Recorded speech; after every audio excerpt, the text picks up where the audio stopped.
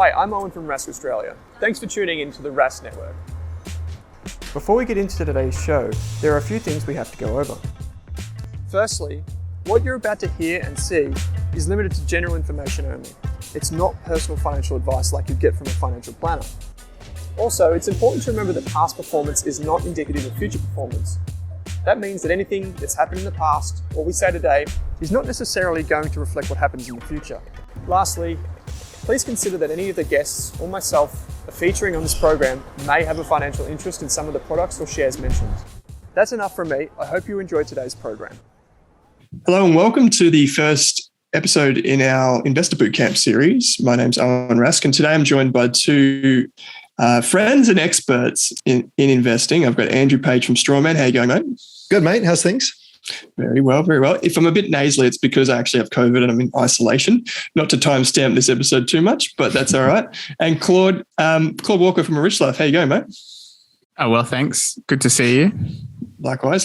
So the three of us, we're just going to talk about our favorite investing books for beginners and for intermediates that are starting their journey towards investing.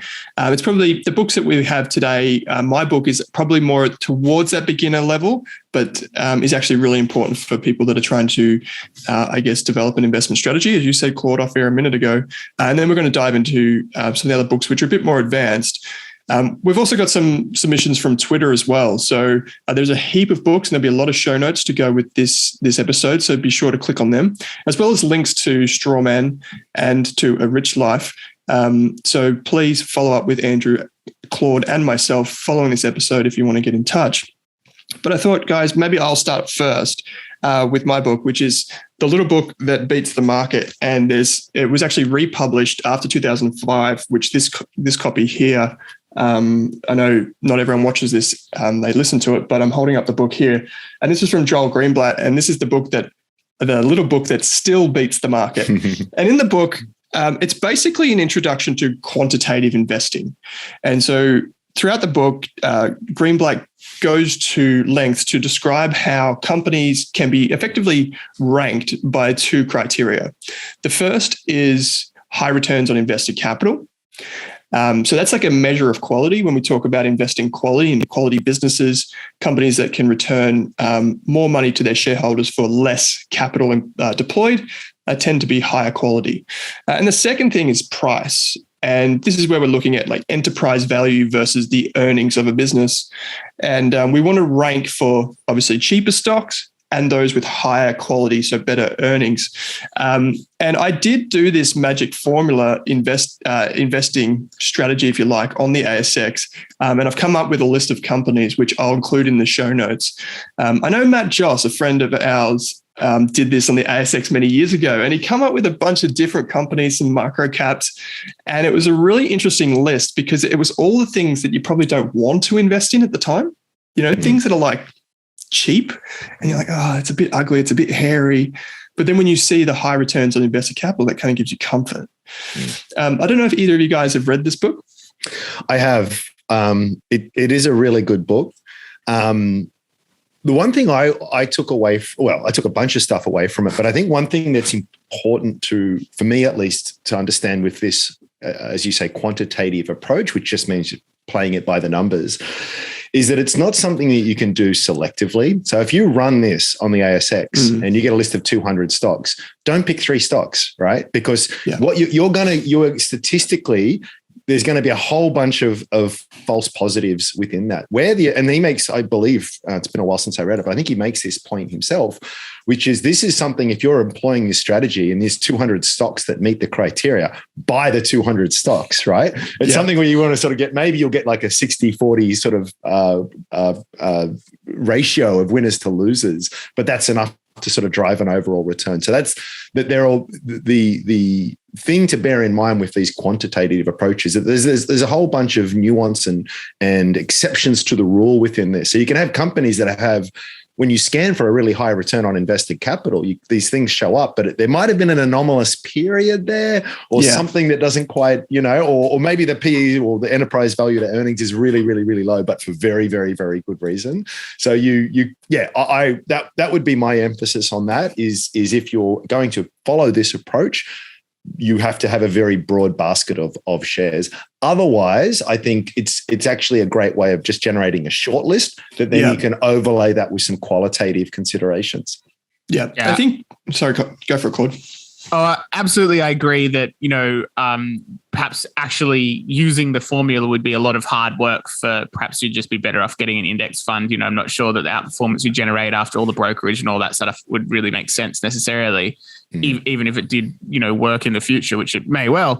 But sort of just zooming out a bit, I read that book at towards the beginning of my investing journey. And what I really like about it as a book for people to read, especially if they might have been investing in ASX stocks for a year and learnt some of the psychology with ups and downs and that kind of thing, but they might not really have gone very far at all into actual fundamental analysis. And, the book just works through, if memory serves me, it works through some, basic examples of how business might work, how return on invested capital, is going to shape the fate of that business over time. How big it can get, how much it needs to dilute to grow, all of those things. Like it gives you an understanding of, it draws the line in your mind between a mental model you might develop as a very, very beginning to think about companies, read what it does and you have an idea of what it does. But then this book also draws the link between what the company does that might be, open up hairdressing shops or whatever it is, and how much it costs to set up each shop, and the getting started costs before it becomes a profitable unit and all of that kind of thing, and draws the line basically between financial metrics and then the reality on the ground. So it starts to bring to life the idea that you might be able to actually look at a whole bunch of numbers and calculate ROIC and look at growth rates over time and all of this kind of thing. And I'm not talking about just revenue growth rates or ARR growing at 30% per year. No, I'm talking about like looking at all. You can start to see, it can bring to life how operating leverage works and all that kind of thing. So I think that it's a great thing to read in conjunction with actually starting to like muddle through and read profit and loss and cash flow statements and all that yourself.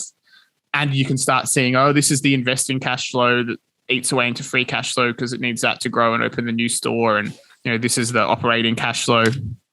So, I just like it for that reason as well. And then just the idea, if nothing else, it teaches that you need to have a strategy. If you're going to do this, what's your strategy to actually make money on the market? Because it's possible that there are people listening to this that only got started in, say, sometime in 2020. And maybe for them, it's just been a lot of chasing around stuff that they've heard on social media, and they have started to see now the up and the down of that kind of thing. So someone who felt like a genius running that kind of strategy in 2021, in February 2021, they've probably definitely felt the other side of that now. Most of those people would have. So I think this is a good book to read to just give a far more sophisticated and time-tested framework for actually making money on the market, as opposed to, the framework that works in short periods, which is jump on the hot thing that your friends have or whatever. Yeah. I agree with everything. I actually agree with what both of you said there, that Claude, you made a good point about brokerage. In the book, he talks about, buying a number of positions every month and buying the top 20 or 30 in your list. And if you think about that, you're going to accumulate brokerage, you're going to end up with a pretty big portfolio. And to your point, Andrew, you kind of have to stick to the strategy if that's your strategy, because I've had Tobias Carlisle on the show, who's actually done an updated study of this effectively. And he's found that basically you only need the value criteria, the value factor, to earn a similar return, if not better. But if you exclude things, you actually you run the risk of underperforming pretty considerably. So this is not necessarily a book to I find some books like this one, which is here's the application, here's some theory, here's the application. Some people can go astray with that because they can think, this is the gospel, this is going to, I'm a stock market genius, whatever. But the reality is sometimes you need these books in your journey earlier on so you can get a tangible outcome from reading. Whereas, say, some of the books that are a bit more philosophical, if you're a new investor, it's not the right time for you to read that book, which I think is a good point too. Which, Claude, actually, this is a perfect segue into your book, which I've also got beside me here. I'll let you do the intro to it, but philosophically, I think this is the juggernaut for me. This is number one. Well, I don't have the cover of mine anymore, but that's what it looks like. This is what mine looks like. It's Investing: The Last Liberal Art, second edition by Hagstrom. And funnily enough, this book was originally called, I forgot what I said. Hold on, it's right here at the first page. It was originally called Lattice Work: The New Investing.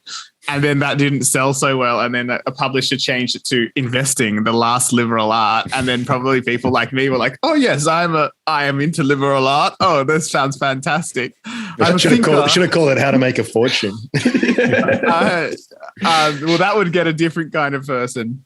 But have you read this one, Andrew? I actually haven't, I confess. Yeah, see, need another third edition, How to Make a Fortune. But it probably doesn't really tell you that.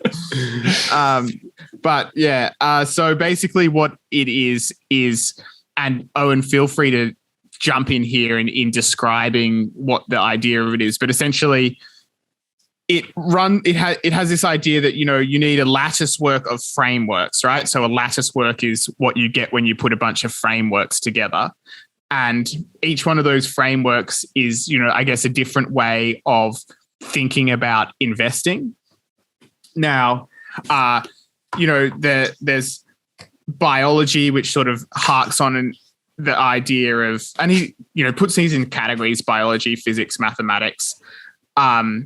With biology, he uses the idea of evolution, like investing evolution styles evolves over time, just like biology does. And what, determines what evolves is what can, be most profitable or / have the most offspring that survive, etc. And you can see, and I'm not going to delve right into this biology example because actually we have a review of this book on my website by Trevor Myers, cool. which actually talks about that particular biology chapter and also the psychology chapter. But I just offer that by way of example because, we all sort of have a basic understanding of evolution, I'd hope. My favorite chapter is actually on sociology. And I thought I'd just kick it off by reading a passage which gives you a feel for the good parts of this book. Now, there are so many different frameworks, like within sociology and biology and mathematics and physics, they have different ideas and different frameworks, right? But what it does is pull together all of this sort of academic research that could be used as models to think about investing and applies them to investing to see what that can teach us and to see if that can give you, another way of thinking about it. And one of the ones that I really like in the sociology section is sort of this idea of what they called self-organized criticality. So one of the features of this book is that there's often, before he'll tell a story or share a model or framework, he loves to have an intro to, who came up with this and all that kind of thing. Now, these can get a bit long. You might find yourself like sometimes skipping that, which is how I sort of read it sometimes. But I'm going to just jump right in to this description here of this model, which is, according to Back, large complex systems composed of millions of interacting parts can break down not only because of a single catastrophic event, but also because of a chain reaction of smaller events. To illustrate the concept of self-criticality, Back often used the metaphor of a sand pile. Imagine an apparatus that drops one single grain of sand onto a large flat table. Initially, the sand spreads out across the table and then begins to form a slight pile. As one grain rests on top of another grain, the pile of sand rises until it forms a gentle slope on each side. Eventually, the pile of sand cannot grow any higher. At this point, sand trickles down the slope as fast as the grains are added to the top. In Back's analogy, the sand pile is self-organized in the sense that it is formed without anyone placing the individual grains. Each grain of sand is interlocked in countless combinations. When the pile has reached its highest level, we can say the sand is in a state of criticality. It is just on the verge of becoming unstable. When one more grain of sand is added to the pile at that point, the single grain of sand can start an avalanche with sand rolling down the side slope of the pile. Each rolling grain of sand will stop if it happens to fall into a stable position. Otherwise, it continues to fall and possibly hits other grains of sand that may also be unstable, knocking even more grains farther down the side. The avalanche ceases when all unstable grains have fallen as far as they're going to fall in the shape of a pile. If the shape of a pile of sand has flattened from the avalanche, we can say the pile is in a subcritical phase and will remain there until more sand is added, once again, raising the sides of the slopes. So I hope that sort of painted, a picture there of how you can have this sort of self-organizing capacity of something, and then this can alternate between stable and unstable. Now you can imagine, because this is a book about investing, then this model can get applied to markets, and particularly because we're in the sociology section, the sociology of markets. And we can use this kind of model to explain, for example, how we have a situation where, everyone's loving the growth stocks or the loss-making software as a service stocks in the USA, and they've got upgrades because of COVID, and that's maybe kicked it off. But you've got more and more people piling on because they're winning, and winners attracting more winners, and then something happens and it sort of like falls down, and there's this sort of process that's happening within sociology, how people are feeling.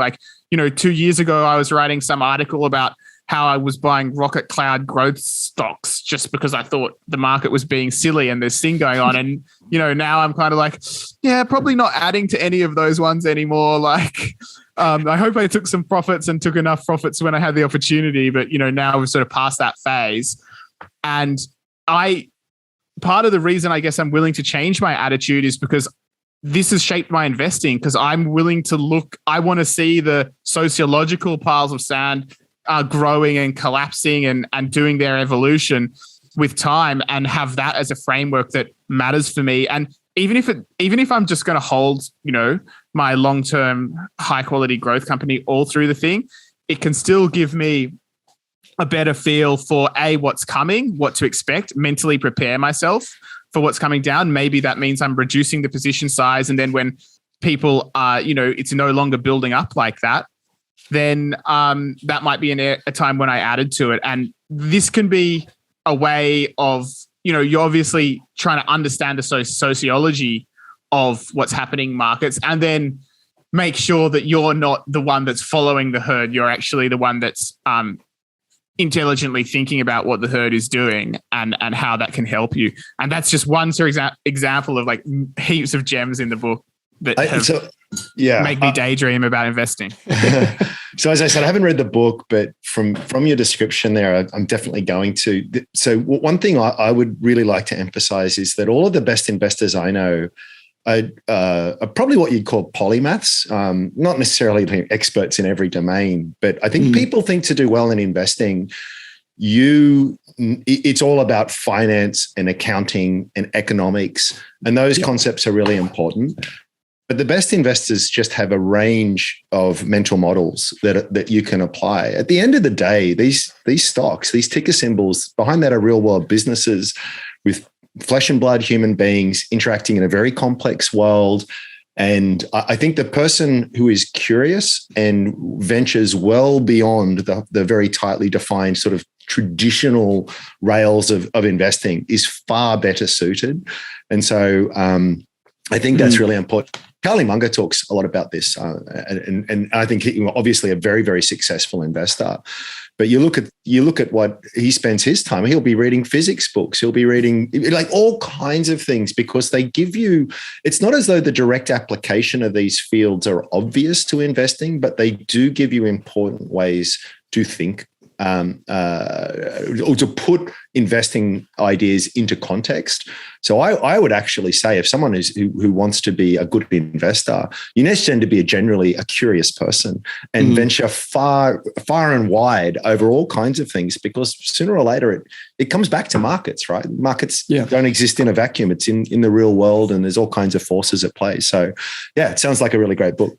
What I would say is with this book is this is not the book that you want to read if you haven't invested before. So this is a book that, in my opinion, you would want to understand and you would want to have experienced what it's like to see people get really emotional about investing, to come up with theories about how investing is done.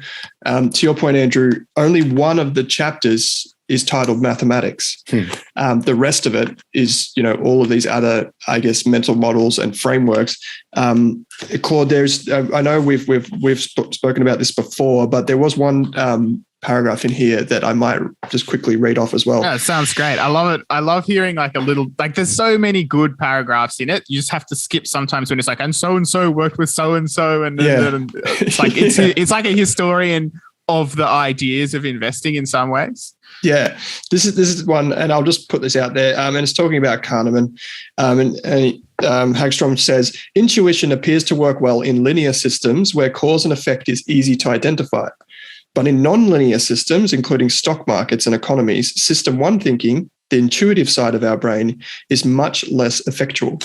And that is just him saying that these are complex systems. We often tend to think interest rates fall 2%, therefore stock market does this, or if this, then that. But it's not that simple.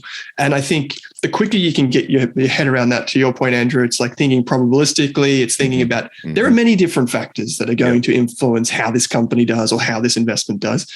It's not if the PE ratio is below 10 or above 20. There's a bit more to it. And I think that humility that comes with investing is really interesting. I love that. There's so many ideas in mathematics that translate across to investing. I really like game theory for this point of in its application to investing. Whenever someone comes to you with a simple formulaic kind of approach, I'm very aware of the fact we just talked about the little book that beats the market. But you've got to understand that if it's like the old joke, two economists walking down the street. One sees a $100 note and goes to pick it up. And the other one says, don't bother. If it was really there, someone would have picked it up by now. In other words, things tend to self-correct. So if, let's say you and I figure out a really great way to approach the market, the very application of that and the more widely adopted that becomes, it actually arbitrages away the opportunity. Yep. I mean, it just seems obvious, right? If any of us could just say, hey, just do these three things and you will beat the market. And let's say that's legitimate. Well, what's the natural consequence of that? The natural consequence of that is, well, I'm going to start doing it. And then that other guy's going to start doing it. And then this girl's going to start doing it. And everyone starts doing it. And it goes away just by the application of that kind of approach. So I love anything that draws on other fields of study and brings it back to investing, because pretty much all fields of study come back to it in some way, shape, or form. Totally. Yeah, and just on that point, Andrew, you reminded me of another section in the physics chapter. And what it does is, it uses physics to talk about, I guess, how we understand markets. And, that price point is like the equilibrium between supply and demand for shares. And then yet, of course, he does actually delve into how, this might be wrong and how you can question this equilibrium model. And this is where he introduces this idea of complex adaptive systems. And I think that's what you were just talking about in a sense. It says those systems with many interacting parts that are continually changing their behavior in response to changes in the environment. A simple system, by contrast, has very few interacting parts. Examples of complex adaptive systems include central nervous system, ecologies, ant colonies, political systems, social structures, and economies. To this list of complex adaptive systems, we must add one more: stock markets. Yeah, it's so true, and that's why things that worked really well in the 50s stopped working, and then different approaches came into the fore, and then that stopped working, and so on and so forth. It's the nature of these, as you say, complex adaptive systems. Yeah. It's a great book. I didn't know that Trevor had written something up for the site, Claude, so I'll put that in the show notes as well. That'd be awesome. Yeah, he does some great summaries of books and podcasts. Yeah, well known for his good summaries. Yes, he is indeed. Andrew, we might jump to you for the third book. And after that, I'll just go to the community. We've had a few people write in on Twitter with some of their recs too. But Yeah, this is a book I believe neither Claude nor I have read. So we're going to lean on you pretty heavily for this one. Which book is it? It's called The Most Important Thing, and it's by an American investor called Howard Marks. He's the co-founder and chairman of a little company called, well, not so little company called Oaktree Capital Management, the largest investor of distressed securities worldwide. I would very much encourage every listener to Google that, find his website, go to Oaktree Capital and subscribe to his newsletter. It's free. They're not trying to sell you anything. You and I aren't the clients that they're after. But he writes all these memos. So eventually he put it all, it's actually a while ago now. He's put it all into a book, and it's a bit of a tongue-in-cheek title because he says the most important thing is, and then he's got like 12 or 13 chapters, each of which is the most important thing, which is really great because it's kind of like, well, they're all important. You can't really distill it. The most important thing is like, well, actually, this is important, that's important, and et cetera, et cetera. But he really nails it, and he's kind of like he shares an attribute with Buffett. I guess the thinking is very similar, but he's got a great skill for very clear, articulate communication. So you'll find as you sort of read a lot of his stuff, you're nodding and going, lots of light bulbs going off. So I love it. It's going to be hard to go through each of the chapters, but I'll pick out some of the things that really appeal to me. Marx is big on this idea of second level thinking, and this is trying to sort of go beyond that first level, which is simplistic, it's superficial, and everyone can do it. Whereas second level thinking is deeper, it's more complex, and it's more convoluted. Now that's a theoretical description, doesn't probably help anyone. I'll give you a couple of good examples. When COVID hit, people, being people, despite the tragedy of that scenario, thought, well, how can I profit out of this? And a lot of people thought, well, actually, there's some funeral homes listed on the ASX. You know, this is a bit grim, this is a bit dark, but hey, global pandemic, this is going to be great for a funeral operator because heaps of people are going to die. That's first level thinking. Second level thinking is, well, actually, we're all going to be in lockdown. No one can attend a funeral and no one's going to be paying for it. A lot of people are going to die potentially, not as much as we feared at the early days, but it actually turned out that COVID was horrible for the funeral operators. All right. So go beyond the simplistic. And this is something I see again and again and again. Probably a good example at the moment, I think, is lithium. And so first level thinking is electric vehicles, battery storage, et cetera, is going to mean that the world is going to demand a beep ton of lithium. And that's correct. But the first level thinking is, well, I'm going to buy lithium stock. A second order thinking in that area would probably say, well, that's true, but actually, although it's defined as one of these rare earths, it's actually very abundant in the Earth's crust, and these companies will share all the characteristics with miners, which we know tend to be pretty ordinary, very capital intensive, a lack of pricing power, super thin margins. So there'll be a point where, and this you're seeing it right now, right? So a lot of people demanding lithium, price of lithium goes up. Those existing miners who are doing it are making bank. Well done to you. Capitalism and the system that we live in will go, oh, maybe I should start mining lithium too, because I'm making awesome margins here. So more and more and more supply comes onto the market. But like with coal or iron ore or copper or any of these things, lithium, it's an atomic element. Lithium is lithium is lithium. I know some geologists will say, well, no, it comes in different grades, but bear with me here. So what I would imagine is a very, very, very likely outcome is that absolutely the world will demand more lithium, but that demand will invoke a very, very strong supply side response. So people who are getting into it now, particularly some of these exploration companies, they'll get into it. By the time let's assume they even find something, by the time they find it and they spend 5 years and $1 gazillion in actually developing it, the price is very likely to have come down a lot. Not because we're using less of it, but because there's just a huge amount of supply. And you see this in all kinds of areas, but anything that you could define as a commodity pretty much sells at a marginal at a price that's marginally above the cost of production, because the forces of capitalism will always drive it that way, because as soon as someone starts losing money on that proposition, mines shut down, supply falls, price goes up. Price goes up, stimulates a demand, supply side response, more people come in, and you've always got that equilibrium. You name the commodity. So there's a lot of thinking. There's a lot. I'll summarize just this first point by saying, go beyond the first level. You know, we saw one other example with COVID was masks and hand sanitizer. Do you remember how hard it was to get your hands on these things? And then people were buying any stock that was related to this, because people going, oh, the world's going to need a lot of this stuff. Yes, they are. Turns out making a mask or hand sanitizer is super cheap, super easy. Anyone can do it. Breweries, gin distilleries were switching and pivoting into that kind of spot. So what happened?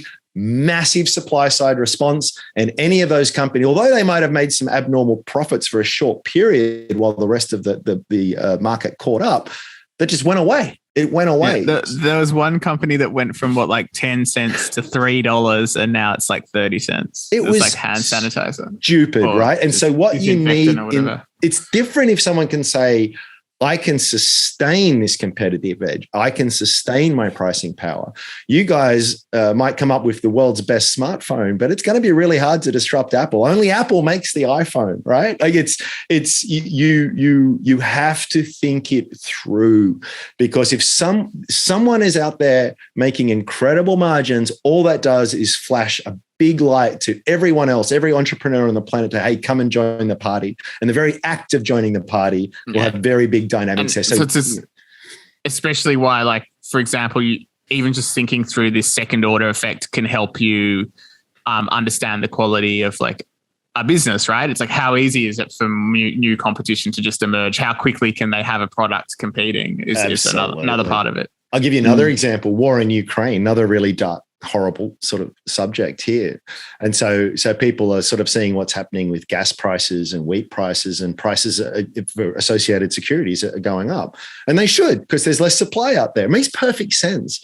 But you've got to come back to the basics here. The price of an asset, the price of a security is defined really as all of the future cash flows that it will ever make. And so if you have even a multi-year period of super normal profits, when you add up all of the cash flows through now to end of eternity, it actually doesn't bump the intrinsic value up. So in these scenarios, should the prices of associated securities rise? Yes, they should, because the future cash flows that we were all expecting turn out to be a little bit better. They're not going to turn out to be 400% better when looked at over the fullness of time. So what you're seeing, I'm seeing a lot of it now. People just going and buying anything that's got exposure to wheat, as if these prices will last forever. Now, I can't predict how it's going to go, but I don't think the price of wheat is going to stay where it, in 10 years' time, 5 years' time, 3 years' time, probably, maybe less.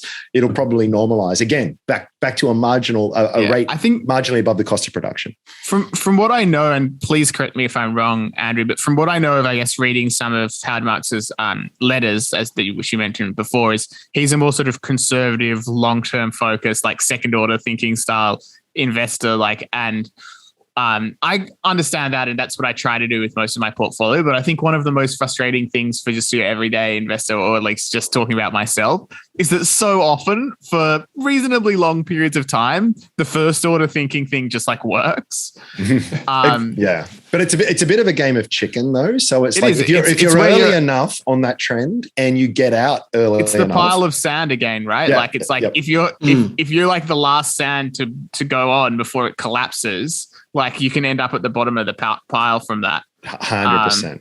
100%. Yeah. Andrew, because I haven't read this book, where would this sit in terms of would you have read other books before you read this one? Or is this a 2 to 3 year into your journey? How would you think about this?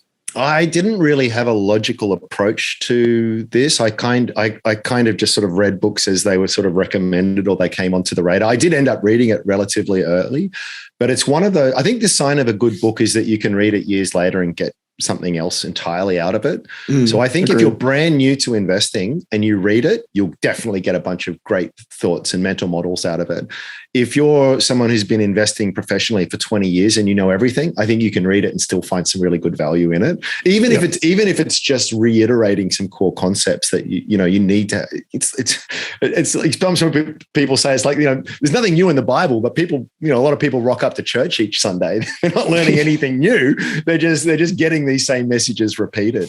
I don't mean to take it in a religious direction. I'm not a religious person, but it's a good example of that kind of stuff. No matter how well you shave, you've got to shave the next day, kind of thing. And so I think no matter where you are, it's well worth a read. And if you're a bit tight, like I am, just go to the website. And this is all put together from all these memos, which are entirely free. Although let me just say this though, I'm amazed at how tight people are when it comes to books. Like you could spend like, I don't know, what, 50 grand on a degree or God knows what it is. Or I could probably take a $1,000 budget, buy a huge amount of books and probably give me a far, far, far better education. If you're spending $30 on a good quality book, the return, speaking of return on invested capital, the return on invested capital is insane.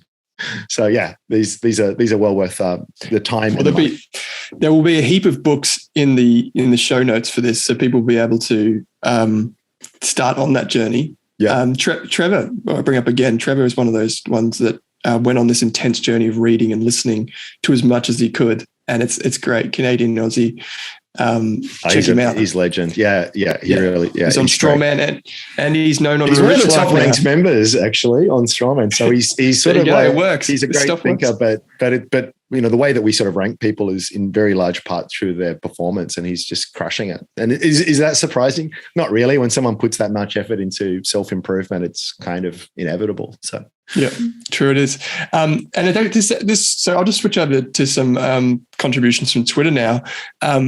This is one that relates to both of the points that you guys were saying, which is from Outside Capital. They said their favorite book is Capital Returns by Marathon Asset Management because it explains their thinking and actions throughout the investment cycle and supply-demand dynamics. The key point being that if you focus on supply and how easy/difficult it is to meet the demand, supply constraints, more important than demand, increases for profit.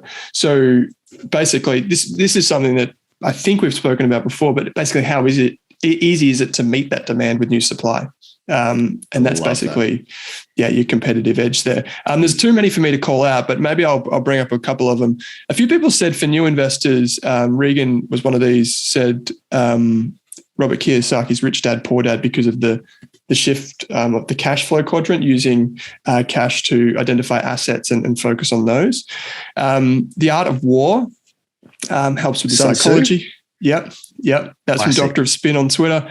D. Morrell, who's a very, very successful investor in his own right, says One Up on Wall Street by Peter Lynch because it sowed the seed of self-belief and provided an initial framework for investing. I think if you're trying to convince someone to get into investing, I feel like One Up on Wall Street's got to be in the top three to give to someone. It's super easy to read.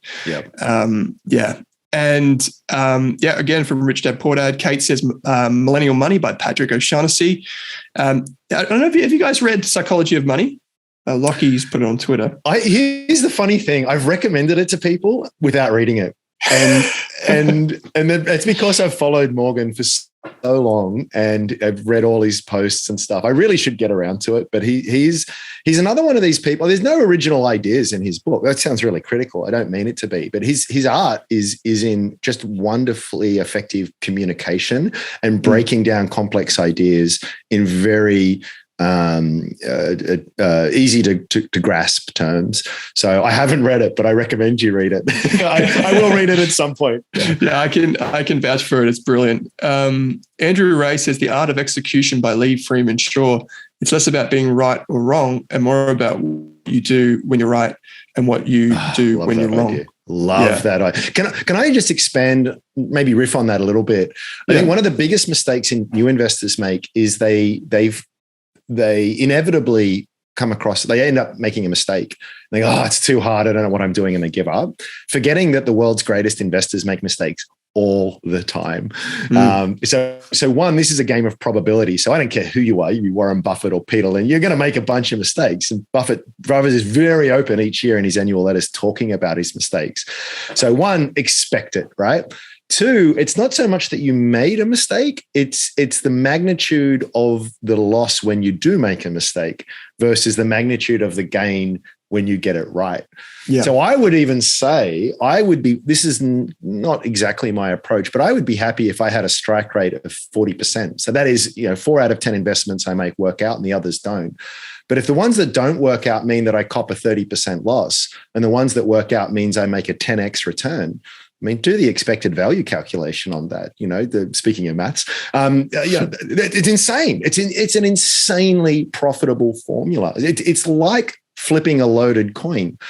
I might have an 80% chance on this coin of flipping heads, and I'm going to bet heads every time. What am I, an idiot? Like, of course I'm going to do that. But that doesn't mean I just can't flip 10 tails in a row. But a lot of people will do that and they'll go, oh, actually, no, I'm going to flip to tails. Let me tell you about a fascinating psychology experiment. They actually gave a bunch of mathematics probability students a hypothetical. They said, you've got to, they gave them actual loaded coins and said, it's more likely to come up heads.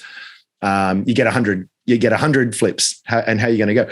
The number of people that started making bets on the tail was like 40% in the end, because they go, oh, it's come up this heads 4 times in a row. How long can that? As if the coin has memory or something. And these are people who have studied this, So it's kind of, I think, a probabilistic thinking and understanding that loss is part of the game is super important. And one more quick thing I'll expand on that is that even when you're right, eventually you'll probably suffer through a long period of looking wrong.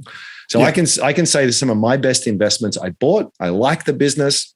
I guarantee you, so anything I touch within 2 weeks is down 30%. I've got the magic touch, guys. And so eventually that will come good. So it's even when you're going to be wrong a lot of the time, wrong. But even when you're right, you're going to look wrong for a long time as well. That's not an argument just to hold no matter what. You've got to make sure that the thesis is still intact. But this hubris of expecting that the second that I buy something is the moment that the rest of the market cottons on and thinks I'm right and starts buying. It just doesn't happen. So just a few extra thoughts on what you said there, because I think it's super important. Totally. Sam said the Built to Last book by Jim Collins said it narrowed my focus when it comes to assessing businesses, their cash flows, and their ability to earn using their core competency. There are so many good examples of books here in this Twitter thread, so I'll chuck it out in the show notes for anyone that wants to see some more recommendations from the community around us. And Peter Thornhill's book, Motivated Money, says ex-Jordinary chef, raises a good argument for why you should invest in shares over property, albeit he is investing in licks and more income. It's an easy page turner and a local homegrown hero. I've got that book. I thought of here it is in arm's reach. This is a pamphlet, right? Yeah, it's super thin. It's tiny. And I think it's one of the most underrated books for investors. The reason I recommend it for brand new people is not that it's going to teach you much about the mechanics and the practicality of investing, but it makes the argument for investing in the share market. Now, I think anyone who's listening to this podcast, we're probably preaching to the converted, but usually, and I think everyone will be familiar with this, if you're ever at a barbecue here in Australia, people will be talking about property. And if you sort of say, well, shares are a good investment, it's looked at like a casino. It's looked at like this really hyper speculative, crazy Wolf of Wall Street kind of thing. And Peter just gives you this really sensible case of actually, this is the really smart, in fact, quite low risk thing to do. So I double down on that recommendation. I think it's the kind of book you want to give to someone who is not investing in the market and needs to see the rationale for doing that. Yep, cool. 2 more. We've got Your First Million, Making It in Stocks. That's by RW. And Moteless, who's a good follow on Twitter, says The Warren Buffett Way by Hagstrom. Oh, yeah. The notion that becoming super wealthy need not be inconsistent with being a decent human being was a light bulb moment. Some we can all appreciate. So there's some great recs there. Guys, it's so awesome that you come on the show. I know you're both busy, and importantly, I know both of you have, your services to run. I know, Claude, you're keeping supporters happy at A Rich Life. Andrew, you've got all your premium members, the meetings that I'm constantly getting invited to with CEOs and stock pitches and those types of things. It's a lot on your plate. So I appreciate you coming along. I even appreciate, because I know you guys have got a wait list to get in as part of your services. And when I put out the email to you, I was like, we can give listeners a discount on your services. And you guys are like, yeah, but there's a wait list. So, and I'm like, come on. So maybe, Claude, I'll start with you. So people can email you and to skip the wait list. So the secret hack is, if you would like to try out becoming a supporter, which means a subscription to A Rich Life, you can just shoot me an email at claude@arichlifecom.au and mention this podcast or The Last Liberal Art, and you can just skip the wait list and try out the service. There's a pro rata refund at any time for any reason. So, there's no lock-in if you decide it's not for you. Cool. Yeah, I'll put all of the info in the show notes once again. And just a reminder for anyone that's listening to this for the first time, as part of this Investor Bootcamp series, there's one big master Google document that I'm updating every week. So you can just go in and download that, and then I'll have all the links to the guys' stuff. Andrew, how about you? I know you just opened for Strawman Premium. Yeah, we only launched in August last year. We filled our quota. We thought we could accommodate a few more in March, which we've done. So we are closed again. But if you go to Strawman, you can create a free account. It means that you can't see the things that our premium members are buying and selling, but you can see a lot of their content. It's just delayed by a month. And I think what's really cool for people who are just getting started out is we've got a play money portfolio. So you have $100,000 in play money, not real money. And you can trade the market. I shouldn't say trade the market. You can invest through the market. And it's a great way to get a little bit of experience as well. But yeah, if you're interested, there's a wait list you'll see on the site, and that way when we do open, we'll let you know. But look, it's a bit of a funny model. It's that we're not out there to sort of be as big and as profitable as we can. It's sort of like we kind of want the people who want to be there and are prepared to contribute. So it's about 700 odd members. But if you're the kind of person, it's really an investment club. Let's get rid of all the spin. It's just an investment club. And the best way to get involved is to just start using it, because it can be useful for anyone starting out. Just, put a record of your decision, jot down why you think you did that. That can be a great, way to improve as an investor and make better decisions in real time as well, because being able to describe something is, step one. Describe why you're doing X is very useful, and especially if you end up holding a stock 2 years later and you forgot why you actually bought it in the first place, could be a problem. Or, it's because your mind can play tricks on you. You're like, I bought it for these reasons, but that might not have been what you actually thought at the time. Not can, will happen. We will do anything to preserve our ego. So if it went up, you're like, I bought it due to my genius. And I if knew it it went was down, going you're to like, I bought it that guy over there. It's his fault. Yeah, no, it's great. So we're actually, one of the Investor Bootcamp episodes that are coming up, we actually run through the best platforms, newsletters, groups and whatever, and Strawman is featured in that, and so is A Rich Life in the newsletter section. So we'll be diving into that a bit more and explaining what people get from that. But guys, I really appreciate you coming on the show. Just quickly, one final question I neglected to ask before is, when you do read books or listen to podcasts or whatever, do you guys take notes? And if so, how do you take notes? I don't offer myself as something someone should copy in any way, but as I can witness from my Last Liberal Art book here, is I apparently take notes by just dog-earing the pages and trying to make the corner of the dog ear point to the bit in the page that I was trying to note. So I think that's a very bad system that will ruin your books, and my dad would be, aghast to hear this. Not that he'll be listening. No, but I do the same thing, and I do a bigger dog ear for a more important point. Nice. And then, obviously I have like a journal, like a Google Doc to record things. How about you, Andrew? Anything that you do? I'm gonna confess, I don't do that. I should. I'm a very slow reader. I think if you're reading fiction or something, I'll churn through it really quick. But if it's reading some of these books, I like to take it really slow and let the message sink in, reread sections and that kind of stuff. So it's not about just scanning over the words. I really try to internalize as I read. And if I have to read a paragraph a few times before I go through it as slow as I can. I should make notes. I should be more like Trevor, because I think that's just, we know that aids in retention and memory and the rest of it. But use your own words. I think just copying it out is going to do it. It's more about you being able to reflect back the message in a way that's more meaningful to you is the way to do it.